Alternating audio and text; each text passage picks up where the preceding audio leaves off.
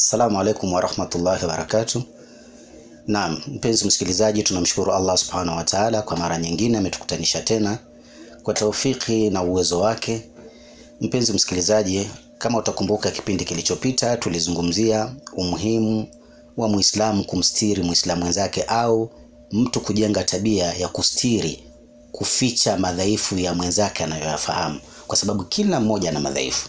Sasa leo kwa mapenzi ya Allah subhanahu wa ta'ala tutazungumzia masuala haya ya kustiri, lakini katika eneo maalum linalohusu wana mahusiano au wanandoa.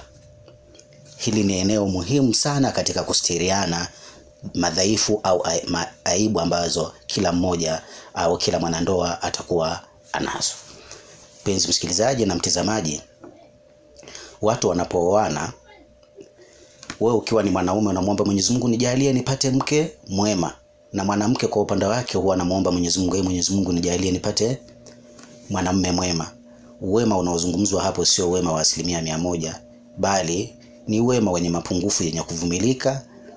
Maana yake utarajie unapooa utayakuta madhaifu ya mwenzako, na wewe unayeolewa utayakuta madhaifu ya mume wako.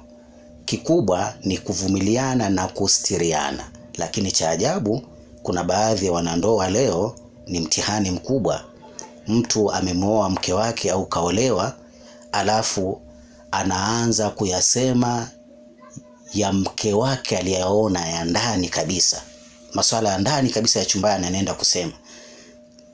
Kama ni mwanamke anaenda kusema, kwani kuna mwanamume pale? Hamna kitu, yuko kadha kadha kadha. Yani yale mambo ya ndani kabisa. Kama ni mwanaume, kwani kuna mwanamke pale? Hamna mwanamke pale, yule yuko kadha kadha. Sasa vitu kama hivi kama mwanandoa ni jambo halipendezi kabisa. Tunafundishwa kwamba Allah subhanahu wa ta'ala anasema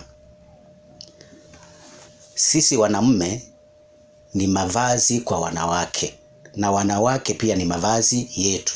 Maana yake sisi ni mwili mmoja. Unaposikia vazi, yani mimi hapa, kama wewe ni mwanaume umeoa, wewe ni vazi kwa mkeo na mke ni vazi kwako. Maana kazi ya vazi ni nini? Kazi ya vazi maana yake ni kustiri tupu, uchi.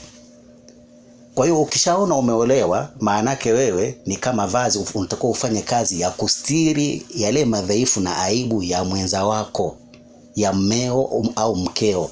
Sasa unapobaini kuna madhaifu fulani mwenzako anayo, unaanza kwenda mtaa wa saba na kusema, mume wangu yuko kadha, anakojoa kitandani, yule mume wangu mchoyo, mume wangu yuko kadha, mke wangu hawezi kazi. Unamaanisha nini? Au unaenda kusema hayo ni katika ubaya, lakini pia unaweza ukasema katika uzuri, ukasema ni mume wangu fundi, mke wangu fundi. Unawaambia watu, hapo unatangaza kitu gani? Kesho unaenda kuibiwa huyo mke wako au mumeo, alafu naanza kuwalaumu watu. Zinaa inakatazwa, lakini kuna wakati mwingine wewe ndio unayesababisha. Ima uchukuliwe mmeo, wa ima uchukuliwe mkeo, kwa sababu wewe unaona sifa kwenda kusema mume wangu fundi, mke wangu fundi. Kuna watu watashawishika kutaka kuona huo ufundi wa aina gani. Sababu ni nini? Ni wewe. Hebu tuwe wanandoa ambao tunajitambua, tunathamini heshima ya kila mmoja, thamini heshima ya mwenzako. Jitambue kwamba wewe ni vazi, na kazi ya vazi ni kustiri ya mwenzako.